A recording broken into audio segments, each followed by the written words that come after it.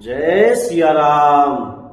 अंगद रावण की सभा में खड़ा और श्री रामचंद्र जी के प्रताप को समझकर अंगद क्रोधित हो उठे और उन्होंने रावण की सभा में प्रण करके दृढ़ता के साथ पैर रोप दिया और कहा, अरे मूर्ख, यदि तू मेरा चरण हटा सके तो श्री रामचंद्र जी लौट जाएंगे, मैं सीता जी को हार गया।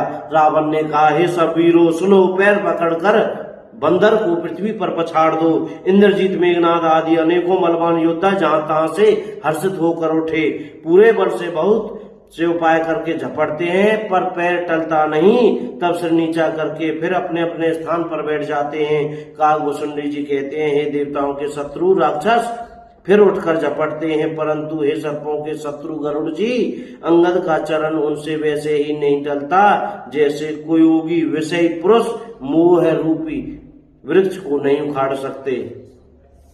कूटिन मेघनाथ समय सुबट उठे हर्षाई, झपटे टरे न कपी चरण पुनि बैठे सिर नाई। श्री राम जय राम जय जय राम।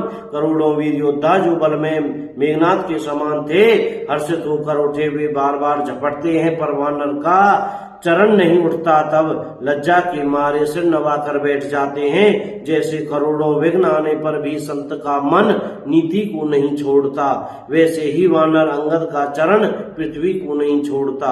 यह देखकर शत्रु रावण का मद दूर हो गया। अंगद का बल देखकर सब हृदय में हार गए। तब अंगद के ललकारने पर रावण स्वयं उठा। जब वह अंगद का चरण पकड़ने लगा तब बाली कुमार अंगद ने, मेरा चरण पकड़ने से तेरा बचाव नहीं होगा।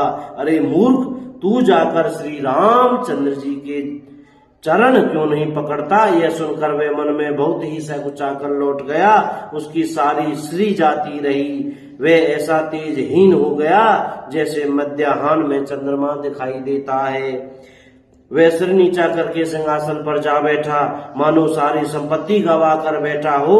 श्री रामचंद्र जी जगत भर के आत्मा और प्राणों के स्वामी हैं, उनसे विमुख रहने वाला शांति कैसे पा सकता है। शिव जी कहते हैं, हे उमा, जिन श्री रामचंद्र जी के भों के इशारे से विश्व उत्पन्न होता है और फिर नाश को प्राप्त होता है, तू जो तृण को वज्र और वज्र को तृण बना देते हैं, अत्यंत निर्बल को प्रबल और महान प्रबल को अत्यंत निर्बल कर देते हैं, उनके दूत का प्रण कहो कैसे टल सकता है। फिर अंगद ने अनेकों प्रकार से नीति कही पर रावण ने नहीं माना, क्योंकि उसका काल निकट आ गया था। जय श्री राम। सीताराम।